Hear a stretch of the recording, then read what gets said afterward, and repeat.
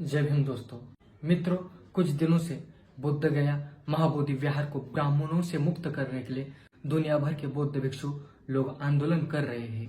पटना के गांधी मैदान में हजारों बौद्ध बांधव एकत्रित हुए हैं बौद्ध विरासत को मुक्त करने के लिए। आपने एक बात नोटिस की होगी कि बौद्ध धर्म में बुद्ध विहार को मंदिर नहीं कहा जाता, लेकिन महाबोधि विहार को महाबोधि टेम्पल या बौद्ध मंदिर कहा जाता है। क्यों?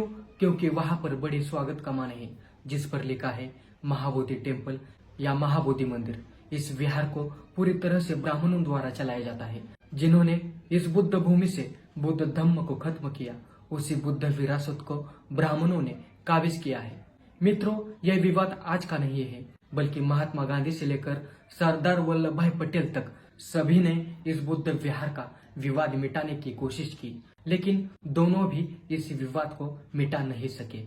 महात्मा गांधी तो बुद्ध के अहिंसा का समर्थन करते हैं, उनके रास्ते पर चलते थे, लेकिन वे ब्राह्मणों के कब्जे से बौद्ध विहार को मुक्त नहीं कर सके।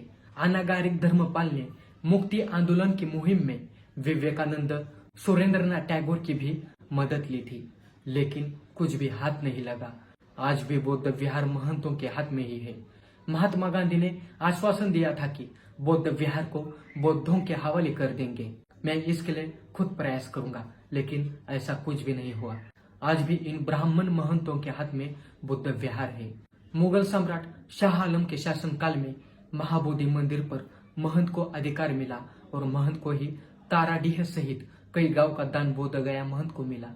लेकिन महाबोधि विहार की चिंताजनक स्थिति को देखते हुए भंते धर्मपाल ने महाबोधि विहार को मुक्त करने के लिए महाबोधि सोसाइटी ऑफ इंडिया की स्थापना की, और ये सोसाइटी 1894 में ब्रिटिश सरकार से महाबोधि विहार अधिग्रहण के मामले में सफल रही, लेकिन महंत ने उसके अधिकार को नहीं स्वीकारा। वह बाद में गया व कोलकाता न्यायालय तक यह विवाद पहुंचा।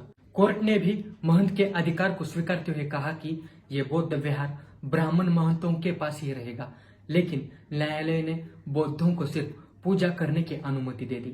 1925 के बेलगाम अधिवेशन के दौरान गांधी जी से भेंटकर श्रीलंका के डॉक्टर केसीएस परेरा ने इस महाबोधि विहार मुक्ति की बात उठाई थी। गांधी जी ने डॉक्टर राजेंद्र प्रसाद को इस मामले के हल का दायित्व दिया था।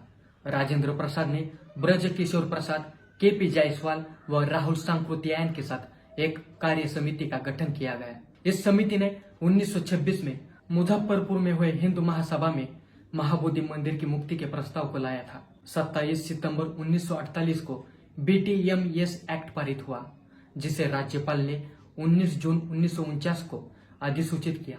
14 जनवरी 1953 को सरकार व विहार के बीच महाबोधि मंदिर हस्तांतरण का समझौता हुआ।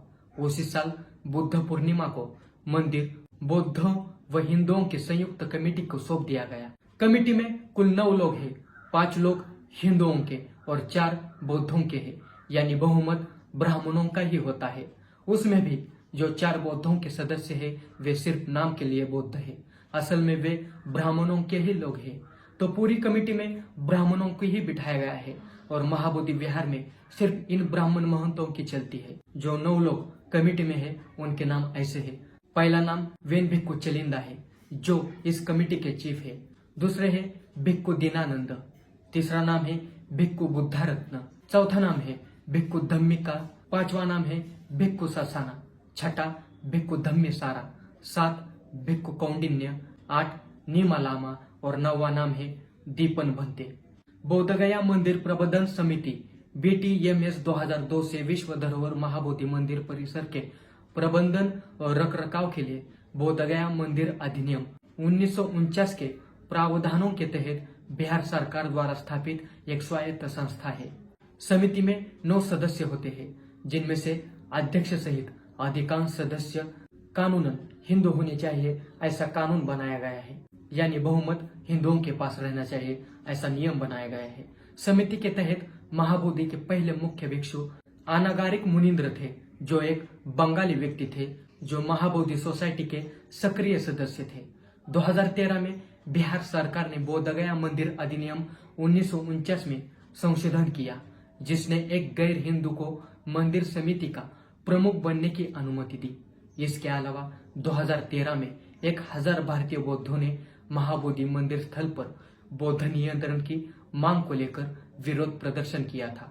इन बौद्धों में भंते आनंद और साथ ही बौद्ध गया मुक्ति आंदोलन समिति के अध्यक्ष जैसे नेता शामिल थे। इसके अतिरिक्त जापान में जन्मे सुरेई ससाई थे। भंते आनंद और सुरेई ससाई दोनों ही इस आंदोलन को चला रहे थे। यही 9 लोग जो महाबोधि महाविहार में कार्यरत है, इन्हीं को हटाने के लिए लोगों ने आज आंदोलन खड़ा किया है। और मित्रों, यह विहार आज ब्राह्मणों ने काबिज नहीं किया, बल्कि हजारों सालों से इस बौद्ध विरासत को ब्राह्मणों ने काबिज किया है।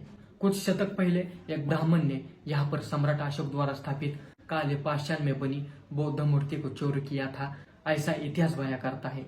महाबोधि बुद्ध विहार को कब, किसने और उसका 2000 साल पुराना इतिहास मैंने बताया है। वीडियोज हमारे चैनल पर मिलेगा, जरूर देखें। ये वाला वीडियो कैसा लगा कमेंट करके जरूर बताना। आपका मत क्या है जरूर बताना। चैनल को अभी तक सब्सक्राइब नहीं किया है तो जरूर सब्सक्राइब करें। ज्वाइन बटन और थैंक्स बटन के जरिए आप इस चैनल के सदस्य बन सकते हैं। चलो मिलते हैं अगले वीडियो में। जय भीम।